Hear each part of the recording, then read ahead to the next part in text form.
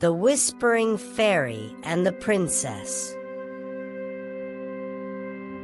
Once upon a time, in a quiet valley hidden behind misty mountains, there was a kingdom named Valoria. In the heart of this kingdom lived Princess Liora, a kind-hearted girl who loved peace more than anything. She didn't like grand banquets or golden crowns.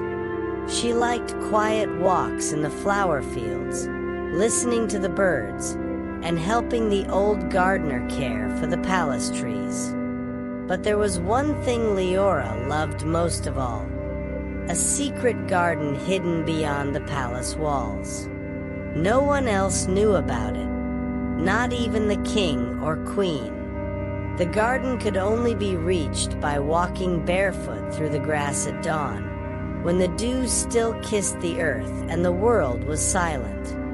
There, the wind whispered secrets, and the petals of strange flowers glowed with soft light. One morning, while Liora wandered among the tulip trees, she heard a voice, not loud, but like a song on the wind. "Princess, you hear me, don't you?" She stopped. Her eyes searched the air, but no one was there. "I'm down here," said the voice again, this time more playful. Liora looked down and saw a sparkle floating above a leaf. It shimmered like moonlight and slowly took the shape of a tiny fairy, no taller than a rose stem. Her wings glowed with silver threads, and her eyes held 1,000 stories. "My name is Ilyra, the Whispering Fairy," she said with a bow. "I've been watching over your garden since before you were born." Liora knelt down, amazed. "Why have you never shown yourself before?"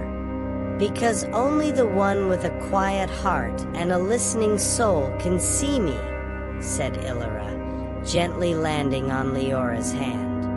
"And today, your heart was quiet enough." From that day on, the fairy visited Liora every morning. They talked about the trees, the moon, and the dreams people hide inside. Ilyra taught her the language of flowers and how to hear the feelings of birds. And in return, Liora told Ilyra all her secrets. How she wished the world would be more gentle, how she sometimes felt lonely in the big, shining palace. But one morning, Ilyra didn't come. The garden was silent. The flowers seemed sad. And Liora felt a strange cold wind drift through the trees. She waited every morning, but the fairy never returned. Until one night, in a dream, Ilyra came back, not as a whisper, but as a vision, pale and flickering like a candle in the dark.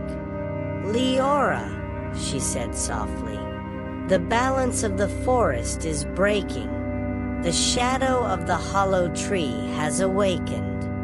I must go to the Deepwood to stop it. But I cannot do it alone. And that's where the journey truly begins." When Princess Liora awoke from the dream, her heart beat softly but quickly. The vision of Ilyra's pale, flickering figure stayed with her like morning mist that lingers in the valleys. "The shadow of the hollow tree," Liora whispered to herself. She had never heard of it before, but something deep inside her knew it was real. That morning, she returned to the secret garden, but everything felt different. The petals had closed, the wind was still, and the glow in the leaves had faded. It was as if the garden itself was holding its breath. Liora knelt beside the tulip trees where she had last seen Ilyra and gently placed her hand on the mossy earth. "Ilyra," she said softly, I don't know where the Deepwood is, but I'll find it. I promise. I'll help you."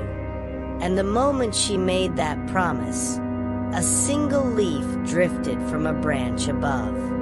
It glowed faintly and shimmered with tiny runes that danced in the air. As it touched Liora's hand, a quiet voice echoed in her mind. "Follow the path beneath the leaves." She stood up. The wind stirred. The flowers tilted slightly toward the east.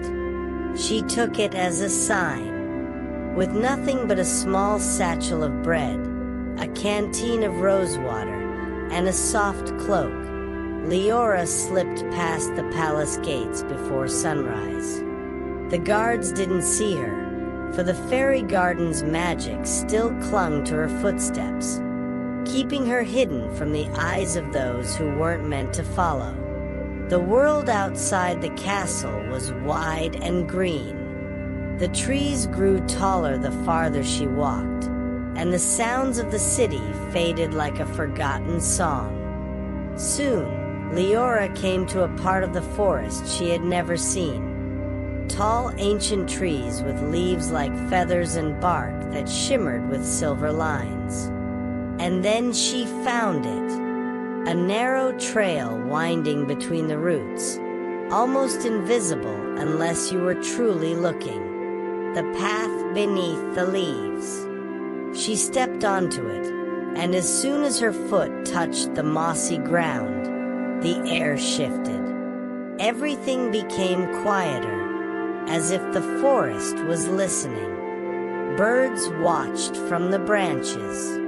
Tiny lights blinked in the underbrush, perhaps fireflies, or perhaps something else. After a time, she came to a small clearing where a stone fountain stood, covered in ivy. Sitting beside it was a creature she had only seen in books. It was a fox, but not an ordinary one. Its fur shimmered like starlight, and its eyes were golden and calm. "Princess Liora," said the fox in a clear, gentle voice. "I've been waiting for you." Liora was not afraid. Somehow, she had known she would meet beings like this along the way. "Who are you?" she asked. "I am Solin, the guardian of the first gate," said the fox. "The Deepwood lies beyond 3 gates, and each must be opened not by force, but by understanding." Solin looked at her with kind eyes. "To pass the first gate," he said, "you must answer a question. What do you carry in your heart that is heavier than stone, yet lighter than air?" Liora closed her eyes and thought. She remembered her mornings in the garden, the way she wished the world could be kinder, the loneliness, the hope, the love. And then she whispered, "A promise." Solin smiled and nodded. "The gate is open." With that, the fountain began to shimmer and melt away, revealing a tunnel of trees, glowing faintly with moss and moonlight. Liora stepped forward, knowing that beyond this gate, the journey would only grow deeper. And somewhere, far ahead in the Deepwood, the whispering fairy waited. The forest had grown darker. The trees in the Deepwood stood so tall they touched the sky, and no sun reached the ground. But Princess Liora did not feel afraid anymore. She had passed through 3 gates, each opened not by strength, but by what lived inside her. Her promise, her kindness, her courage. She had walked beside Solin the Star Fox, listened to stories from the wind itself, and shared tea with a silent owl who dreamed of stars.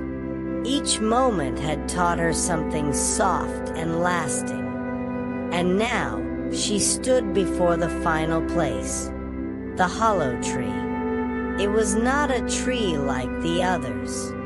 It was wider than a tower, and its bark was old and silver gray. A quiet hum came from inside it, like 1,000 voices forgotten. She stepped inside. The air was still. Shadows clung to the walls, curling like smoke. But in the very center, there was a shape, small and glowing faintly. It was Ilyra, but her wings were dim, her body like glass. She floated in the air, as if caught in a slow dream. Around her, the shadows twisted and whispered. "Liora!" The voice echoed from all directions, low and endless.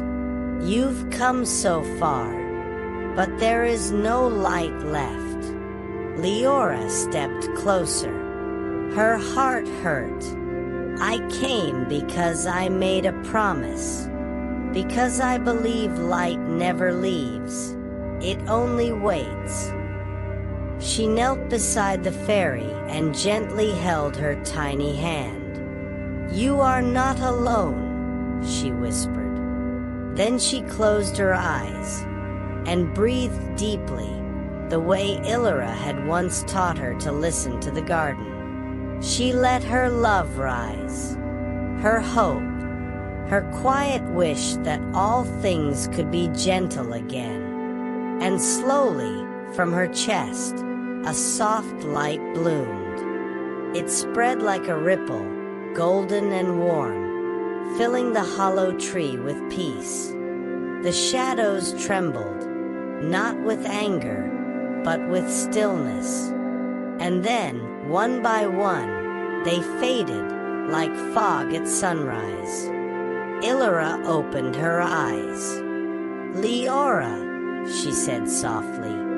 "You remembered."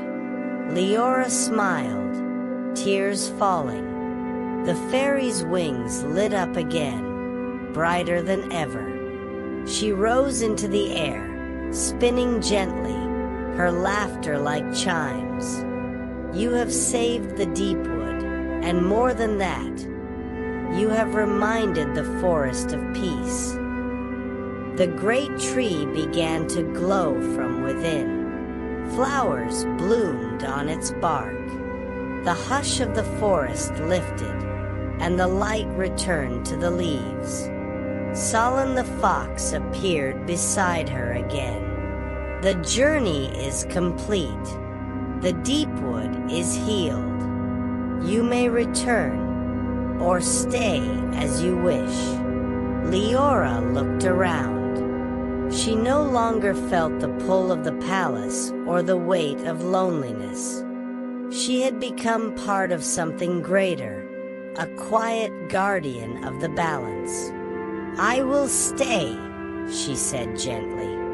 And so, in the heart of the Deepwood, Princess Liora became the keeper of the hollow tree, walking its paths with Ilyra and Solin by her side, watching over the peace of the forest, helping lost wanderers, and whispering to the wind. The palace never forgot her. But sometimes, travelers in the valley would say they saw a light in the trees, and heard soft laughter like music. And the secret garden outside the castle? It began to bloom again, glowing softly at dawn, whispering peace to those who listened. And so, the fairy tale ends, not with a goodbye, but with a forever. The end.